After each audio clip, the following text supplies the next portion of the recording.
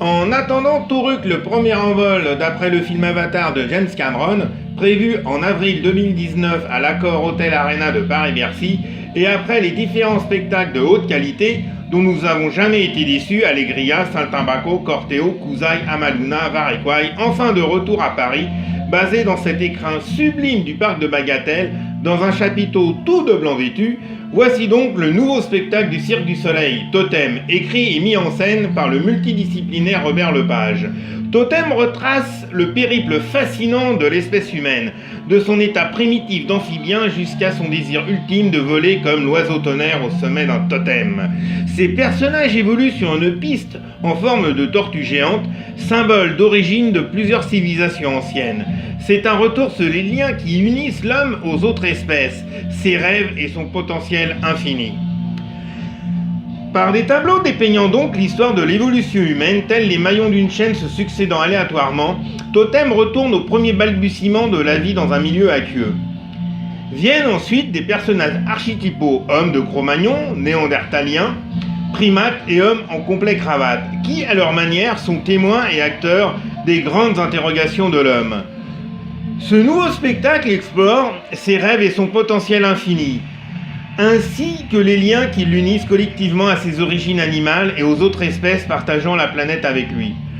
Faisant tantôt appel aux mythes des peuples primitifs et modernes, tantôt référence aux histoires traditionnelles racontées par des peuples aborigènes, Totem met en scène et explore la marche évolutive des espèces, leur quête d'équilibre, ainsi que cette curiosité naturelle qui nous pousse constamment à aller plus haut, plus vite, plus loin.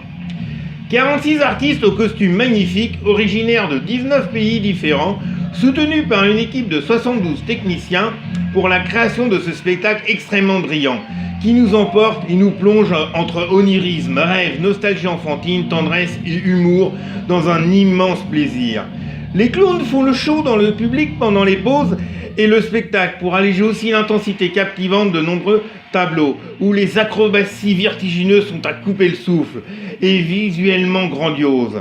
Les personnages principaux, 13 au total, et tous sans exception d'une grande qualité et justesse, forment la liaison entre certains tableaux. On a entre autres un superbe danseur amérindien qui nous entraîne dans un monde magique, et Valentino, qui est un macho rital, volubile, vantard, genre de touriste arrogant très très drôle.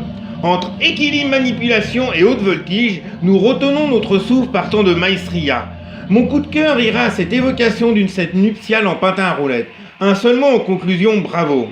En vue du succès, cela est prolongé jusqu'à la fin de l'année. Et pour y aller, c'est très très simple. Prendre la ligne 1, direction La Défense, jusqu'à la station Pont de Neuilly, après le bus 43, station Bagatelle. Et pour plus d'informations sur le Cirque du Soleil, visitez www.cirquedusoleil.com.